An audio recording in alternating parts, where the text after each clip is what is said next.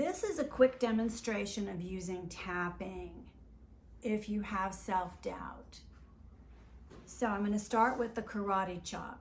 Even though I doubt if I can make it happen, I deeply love and accept myself. Third eye, even though I may doubt this, I'm not sure, I deeply love and accept myself. No matter what is going on around me, top of the eyebrow, I deeply love and accept myself. I deeply love and accept myself. Side of the eye, under the eye.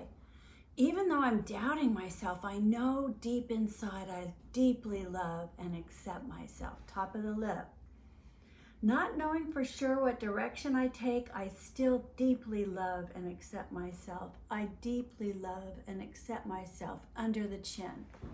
Collarbone. I deeply love and accept myself. I deeply love and accept myself. Under the arm. I deeply love and accept myself. I deeply love and accept myself. Let's go to the crown. Even though I may doubt what I'm going to do or I have self-doubt at times, I know I deeply love and accept myself. Thank you.